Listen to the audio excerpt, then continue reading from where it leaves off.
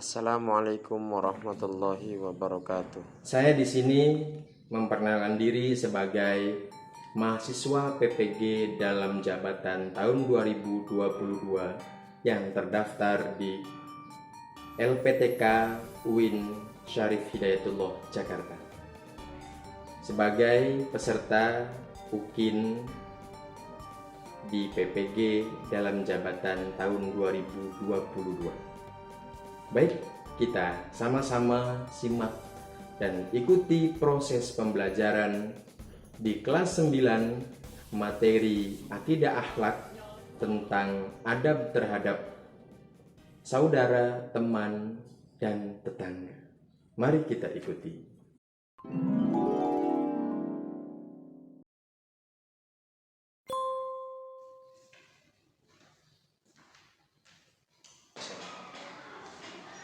Assalamualaikum warahmatullahi wabarakatuh. Waalaikumsalam warahmatullahi wabarakatuh. Bagaimana kabarnya anak-anak?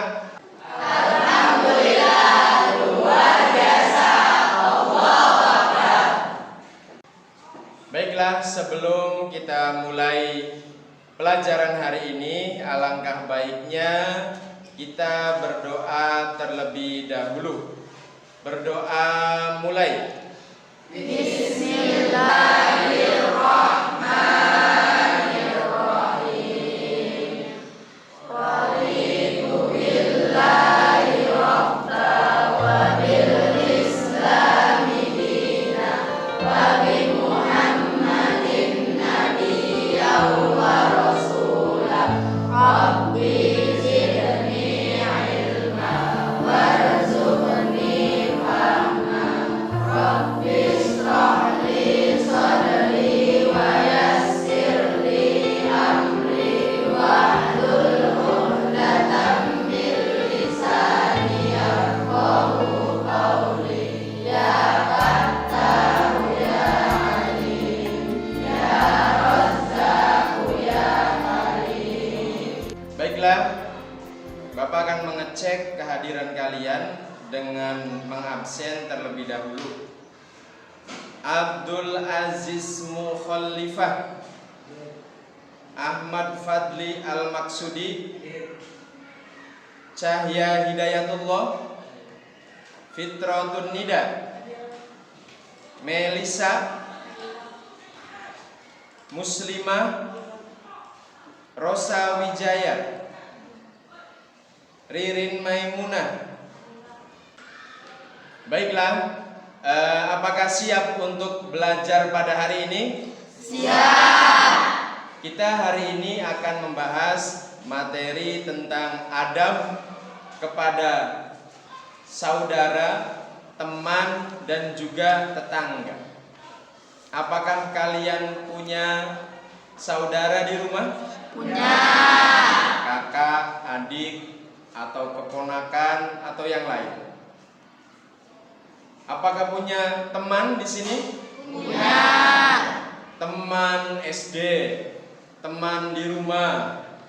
Sekarang bertambah teman di media sosial. Ada di Facebook dan lain sebagainya. Ya. Kemudian teman di kelas. Kemudian kita bagaimana caranya beradab, berakhlak kepada seorang tetangga. Ya, ini yang akan kita bahas pada kesempatan pagi hari ini. Sebelum dimulai pembelajaran, silahkan yang belum rapih duduknya, yang belum rapih meja dan kursinya, silahkan dikondisikan terlebih dahulu.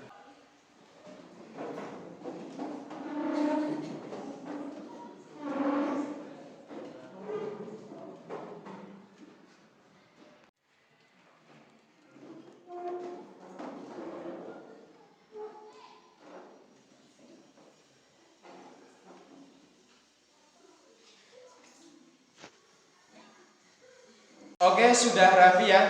Apa kalian siap menerima pelajaran hari ini? Siap. Semangat untuk hari ini? Semangat. Sebelum dimulai pelajaran, mari kita sama-sama membaca sholawat kalamun yang telah kita biasa baca setiap hari, agar kita semua mendapatkan syafaat dari Rasulullah dan juga mendapatkan barokah dari Al-Quran yang telah kalian hafalkan. Amin. Mari sama-sama kita membaca sholawat kalamun.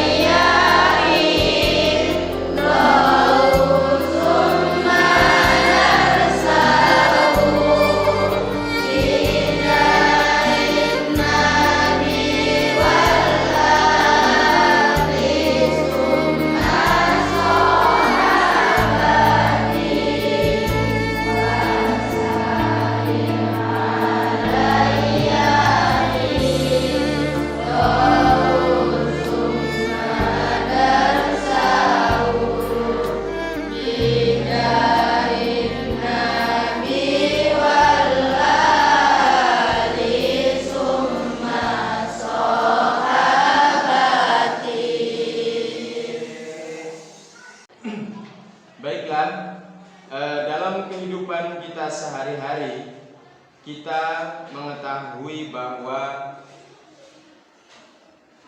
salamatul insan fi hifdzil lisan.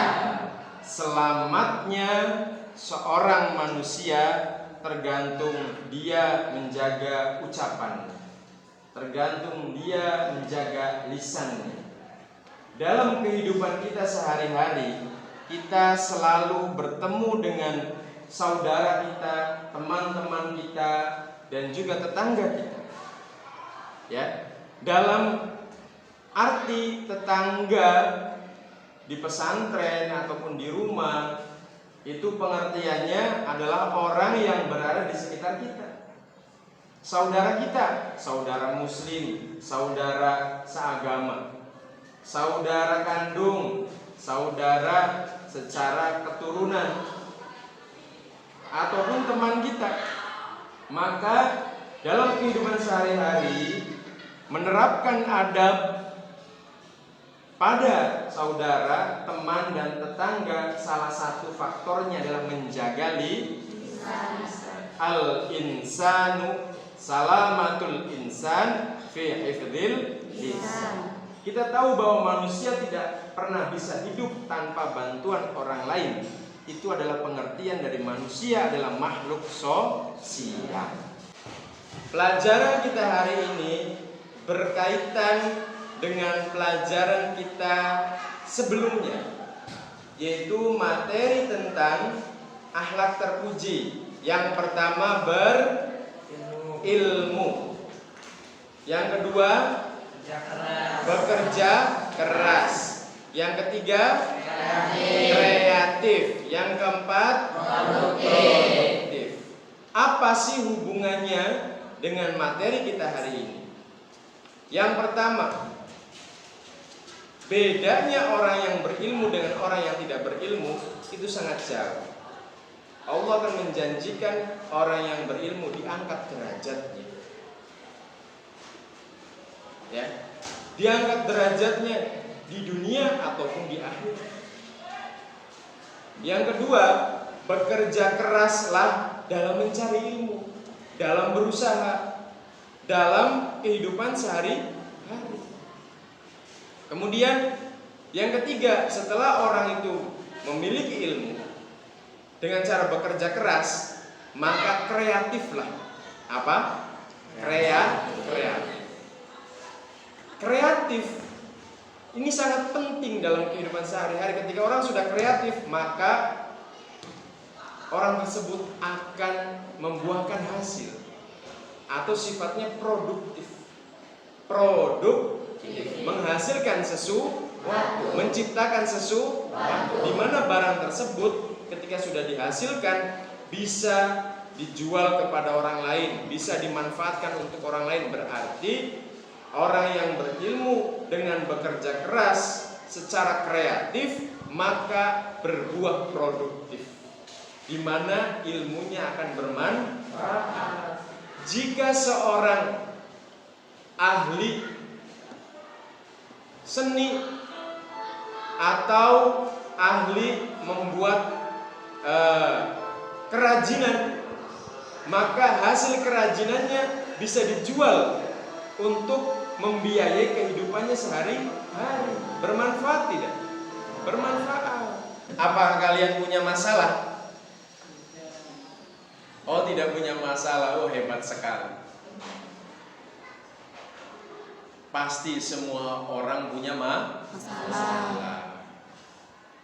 Apa solusinya dalam kehidupan ini masalah tersebut?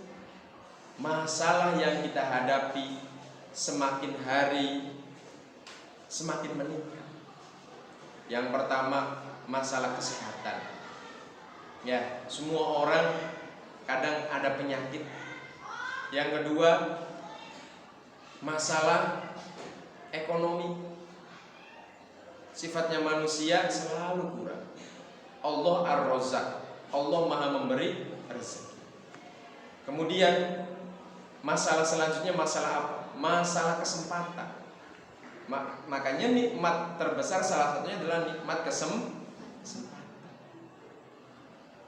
Apa sih yang harus memotivasi kita pada belajar sebagai seorang siswa di MTS Ulumuddin? Yang pertama, niatkan mencari ilmu dengan taat kepada Allah dan Rasul-Nya. Apakah Allah memerintahkan kita mencari ilmu? Ya, dalam Al-Quran sudah dijelaskan bahwa wajib bagi setiap muslim mencari ilmu, baik laki-laki atau perempuan. Yang kedua, Rasulullah mengajarkan kita untuk selalu mencari ilmu. Kata Rasulullah, utlubul ilma walau kana bisin. Kata Rasulullah, suruh mencari ilmu walaupun di negeri Cina. Saat itu negeri Cina bagaimana kondisinya? Apakah sudah Islam? Belum. Kita tahu bahwa kondisi bangsa Arab waktu itu, bangsa Arab memiliki ahli atau strategi perdagangan yang luar biasa. Mesir, ya, negara Mesir punya konsep pertanian. Negara Cina ternyata konsep dagangnya luar biasa sampai hari ini. Rasulullah membolehkan kita belajar kepada negeri Cina, walaupun negeri Cina waktu itu belum muslim, belum masuk Islam mayoritas. Tapi kenapa Rasulullah memerintahkan? Ini menjadi penting bagi orang-orang yang mencari ilmu. Ya, insya Allah sedikit demi sedikit, lama-lama menjadi bukti. Ada satu kisah tentang kisah sahabat. Dia seorang pelajar yang sedang mencari ilmu tetapi tidak bisa-bisa. Ada yang tahu siapa namanya? Sahabat Ibnu Hajjar. Ibnu Hajar Al-Haytami. Dikisahkan bahwa Ibnu Hajar ini seorang santri, ya, seorang santri yang berguru kepada gurunya. Sudah bertahun-tahun Ibnu Hajar ini mencari ilmu, tapi dalam hatinya kok saya nggak bisa-bisa. Akhirnya izin boyong, izin pulang dan berhenti menjadi seorang pelajar. Ketika di perjalanan, Ibnu Hajar kehujanan, akhirnya berteduh di sebuah gua. Ketika berteduh di sebuah gua, lantas Ibnu Hajar memperhatikan tetesan-tetesan air yang jatuh dari atas, satu tetes, tapi kok di bawahnya batunya jadi cekung. Ibnu Hajar berpikir, batu itu keras, sedangkan air mencari. Kok kenapa benda yang lembut bisa menembus benda yang keras? Akhirnya berpikir, oh ternyata sekian lama, bertahun-tahun, walaupun satu tetes, batu itu cekung juga. Batu bisa berubah, bisa cekung, apalagi otak saya yang tidak terbuat dari batu. Akhirnya kembali lagi ke pesantren. Waktu itu berguru kembali kepada gurunya dan semangat kembali. Apa kesimpulannya? Pelajaran yang begitu banyak, hafalan yang begitu banyak, kalau dipikirkan jadi pusing. Jangan dipikirin, tapi dipelajarin. Ya, ngapalin nggak masuk. Jangan dipikirin, dihafalin. Ya, misalnya surat Al-Kahfi banyak banget, surat Yusuf banyak banget. Ya dicicil toh, Mas, Mbak, sehari satu ayat. Insya Allah akan hafal. Ya, begitu ya. Itu adalah motivasi kita hari ini untuk selalu semangat dalam belajar. Kemudian setelah kita masuk pada pelajaran yang baru di bab ini, Bapak pengen tahu, masih ingat nggak sih pelajaran kemarin, bab tentang akhlak terpuji, berilmu, kerja keras, kreatif, dan produktif. Ada yang masih ingat apa pengertian berilmu? Oke, Naili. Ialah orang yang mempunyai kemampuan dalam sesuatu yang dapat dia lakukan dalam dirinya. Contohnya orang yang mempunyai ilmu tajwid ataupun ilmu agama dan ilmu yang lainnya. Ilmu itu menjadikan seseorang tawakal kepada Allah. Al-ilmu nurun. Ilmu adalah cahaya. Kata Naili, ilmu itu adalah cahaya. Orang yang mendapatkan ilmu sangat bermanfaat untuk dirinya dan orang lain. Selanjutnya, kerja keras. Ada yang tahu, masih ingat pengertian kerja keras? Oke. Sela, apa itu kerja keras? Kerja keras adalah sebuah usaha untuk menggapai apa yang kita inginkan. Cukup? Oke. Setelah berilmu, kemudian kerja keras, yang ketiga yaitu tentang kreatif. Ada yang tahu pengertian kreatif? Oke. Apa itu? Kata kreatif berasal dari bahasa Inggris, yaitu kreatif, yang berarti menciptakan. Creation berarti ciptaan, sedangkan kreatif berarti memiliki daya cipta. Memiliki daya cipta. Kalau misal ada seorang pemulung kemudian memanfaatkan aqua bekas dijadiin mobil-mobilan, itu termasuk kreatif bukan? Termasuk. Oke, salah satu contohnya ya. Oke, makasih. Daya kreativitas harus dimiliki oleh seseorang yang berilmu, yang nanti menuntut untuk sebuah produktivitas. Nah, ada yang tahu pengertian produktivitas? Raya. Silahkan. Produktivitas adalah banyak mendatangkan hasil dan banyak menghasilkan sesuatu. Sifat tersebut adalah akhlakul karimah yang dimiliki oleh orang yang ingin maju. Berarti kalau orang produktif, insya Allah maju ya. Ya, Pak. Dengan apa? Dengan produknya sendiri. Oke, terima kasih. Bapak rasa ada tugas di pertemuan sebelumnya. Apakah sudah mengerjakan? Sudah. Oke, silakan sekarang tugasnya akan Bapak periksa dan kumpulkan di meja.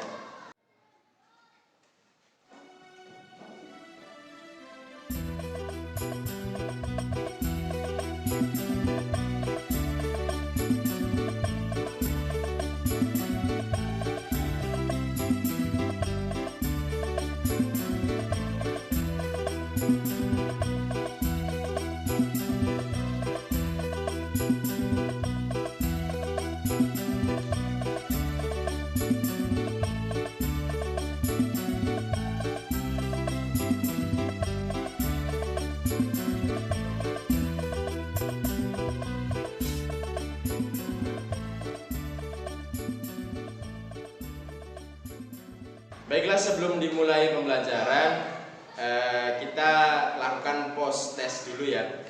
Artinya kita menalar, berpikir bagaimana kemampuan kita untuk materi ini. Ya, yaitu materi tentang adab terhadap saudara, teman, dan tetangga. Ada yang tahu apa itu adab? Ya, Pak. Alim. Apa itu, Lim? Perilaku, sopan santun, akhlak dalam kegiatan sehari-hari. Oke, bagus. Kemudian kita tahu bahwa kita adalah makhluk sosial. Manusia adalah makhluk sosial. Selanjutnya apa sih saudara? Kemudian ada berapa jenis saudara? Ada yang tahu? Oke, Yusuf. Ada berapa sih? Yang pertama, Saudara secara keluarga, secara keluarga. saudara secara beragama, Secara beragama berarti saudara muslim ya. Kemudian saudara secara tanah air. Oh, secara tanah air. Bagus. Kemudian kita nggak lepas nih dari teman-teman kita ya.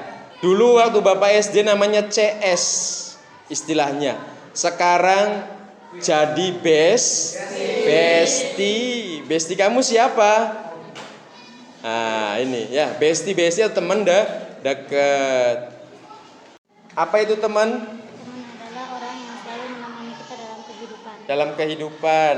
Siapa sih yang nemeni kamu terus setiap hari? Cie, kan gitu ya. Ada teman dekat, ada teman jauh. Kalau teman jauh banyak ya? Ya, teman dekat mungkin hanya beberapa. Ya, teman yang akrab bagi kita. Kamu punya teman dekat? Iya, yang jelas dia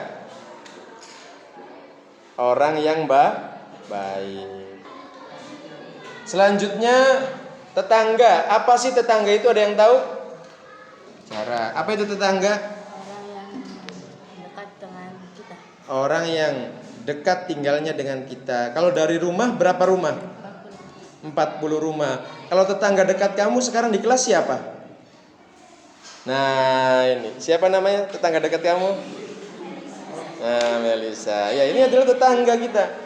Ya, yang duduknya dekat. Baik ya. Hari ini kita akan membahas tentang materi yang begitu penting dalam kehidupan kita sehari-hari. Boleh perhatikan pada layar proyektor yang sudah disediakan. Kita masuk pada bab 3, yaitu adab kepada saudara, teman, dan tetangga. Apa sih pentingnya materi ini? Oh, sangat penting.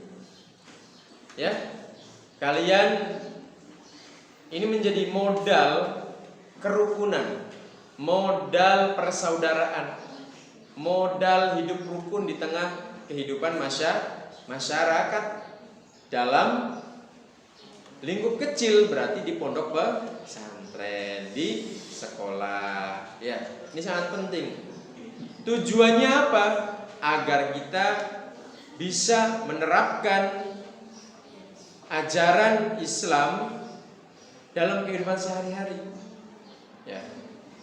Maka setelah belajar pada bab ini, kalian harus bisa satu, menerapkan sikap hormat dan toleransi kepada sesama.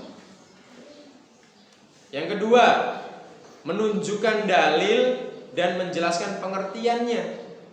Apa itu adab terhadap saudara, teman, dan tetangga. Kemudian kamu harus bisa apa sih ciri-cirinya? Apa sih indikator-indikatornya akhlak kepada tetangga, saudara, dan teman. Kemudian kamu harus mencontohkan, ya, mencari contoh, mencontohkan dalam kehidupan nyata. Kamu perhatikan bagaimana adab penerapannya dalam kehidupan sehari-hari, baik dengan teman, keluarga, ataupun tetangga. Setelah itu kamu menyimpulkan dan menarik kesimpulan bahwa betapa pentingnya adab terhadap saudara, teman, dan tetangga. Itu tujuan kita mempelajari pada materi kali ini. Selanjutnya, tahapan yang kita pelajari, ya.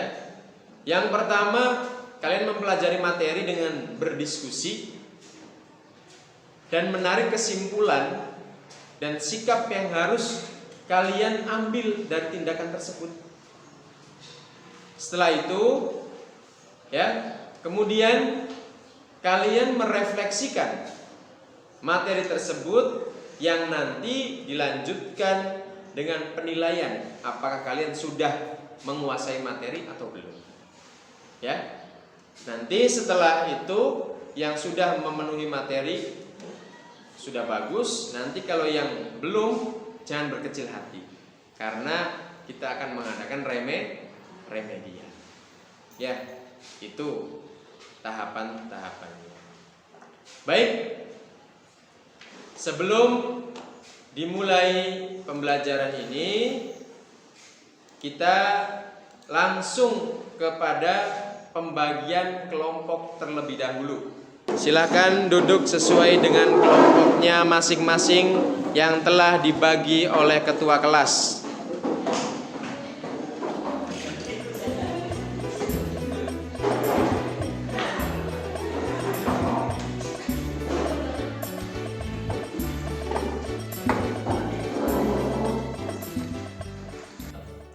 Yang pertama yaitu adab.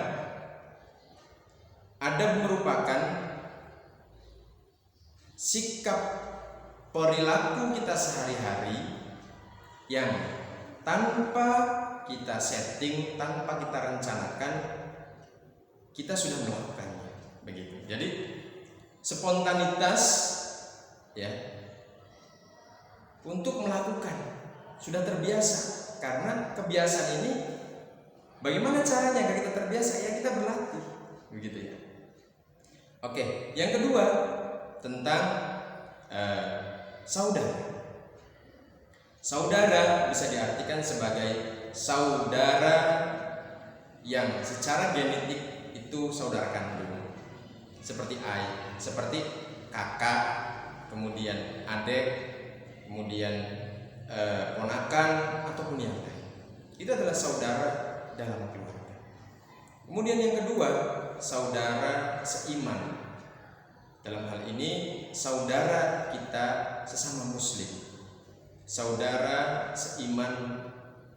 Kemudian yang ketiga, jenis saudara karena kita sama-sama orang Indonesia. Maka dalam konsep Islam ada yang pertama ukhuwah Islamiyah, ukhuwah watoniyah, kemudian ukhuwah basyariyah. Ini yang menjadi landasan kita beradab, kemudian menerapkan adab dalam kehidupan bersaudara. Yang kedua, teman. Teman dalam arti adalah orang yang selalu mendampingi kita dalam hal susah ataupun senang. Ya, ada teman jauh, teman dekat, teman seperjuangan, bahkan sekarang berkembang menjadi teman di media sosial dan lain sebagainya. Kemudian, apakah sudah mengerti apa materi diskusinya? Coba lihat. Contoh adab Islam terhadap ada yang ditanyakan? Tidak ada, sudah paham ya?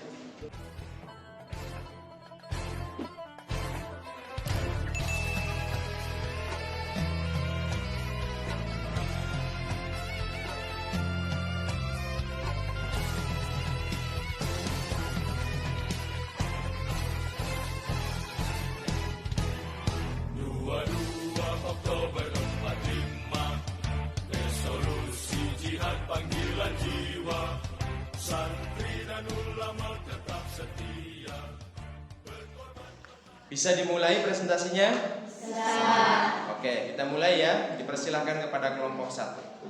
Assalamualaikum warahmatullahi wabarakatuh. Waalaikumsalam.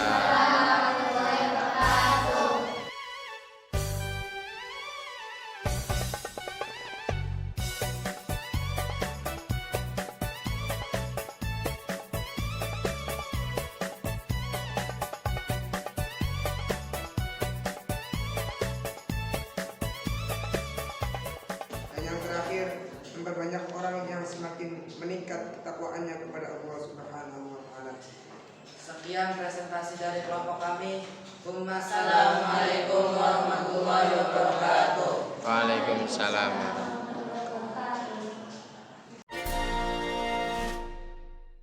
Dari hasil diskusi kita harus samakan persepsi bahwa satu, betapa pentingnya kita menjaga adab terhadap saudara, teman, dan juga tetangga. Yang kedua, dasar pada Al-Quran ataupun Al-Hadis sudah jelas bahwa berbuat baik kepada saudara, teman, dan juga tetangga sudah ada dalilnya. Jadi sudah tidak ada alasan kita untuk tidak berbuat baik kepada saudara, teman, ataupun tetangga. Yang ketiga, manusia adalah makhluk sosial yang membutuhkan bantuan orang lain. Dalam rangka evaluasi ini, silahkan kalian kerjakan lembar kerja siswa yang sudah dibagikan. Kerjakan sesuai dengan kemampuan masing-masing. Ayo mondo, tantangkan bahwa kami santri Nusantara. Ayo mondo, bakti kami dari santri untuk negeri. Ayo mondo, lantangkan bahwa kami santri Nusantara. Ayo mondo, bakti kami dari santri untuk negeri. Setelah ini selesai, silakan dari kelompok 1, 2, 3, 4 ataupun 5 ada yang mewakili untuk menyimpulkan atau mengambil hikmah dari pelajaran ini.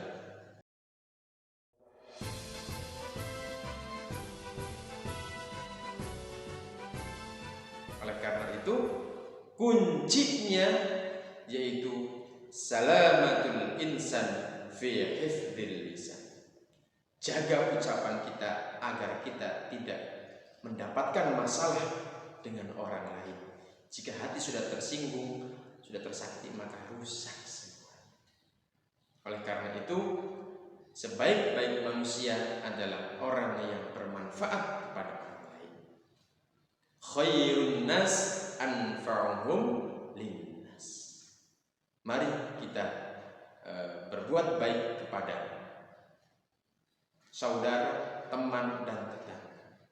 Ingat, kita adalah agent of change. Di mana? Dalam kehidupan kita di tengah-tengah masyarakat. Kalian ketika hidup di tengah-tengah masyarakat, tunjukkan bahwa kalian adalah siswa-siswi MTS Ulumuddin, Pondok Pesantren Ulumuddin Susukan Cirebon, menjadi agen perubahan tentang apa? Tentang akhlakul karimah. Tentang akhlakul karimah. Akhlak itu lebih tinggi daripada ilmu. Oleh karena itu Rasulullah SAW diutus oleh Allah ke muka bumi untuk apa? Untuk menyempurnakan akhlak.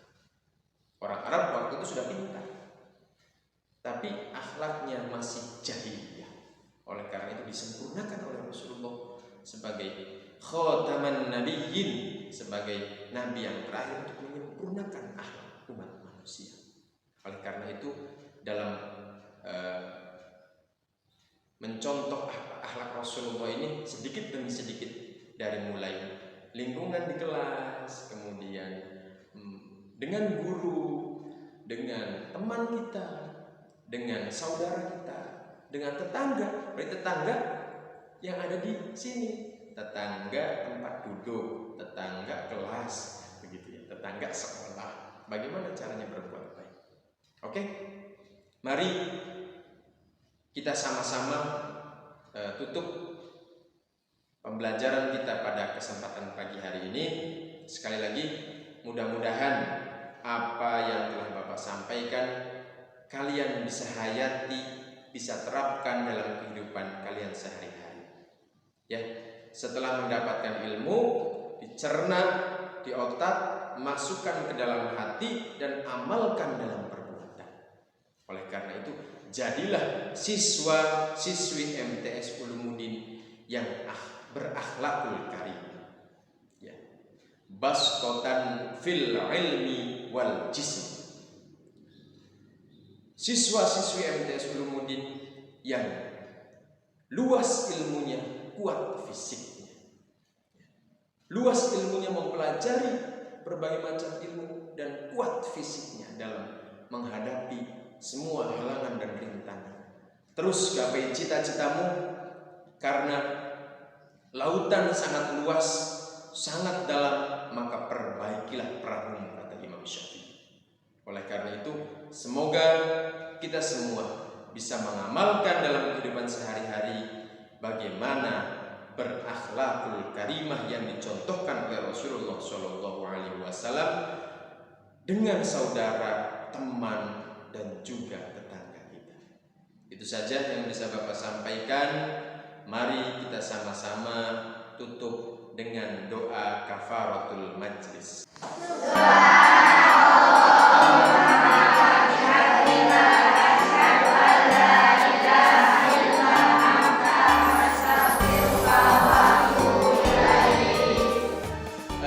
Kita berada di penghujung kegiatan.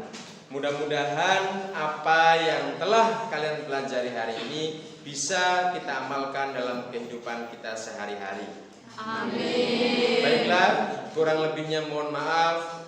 Bapak akhiri, wallahul muwaffiq ila aqwamit thoriq. Wassalamualaikum warahmatullahi wabarakatuh.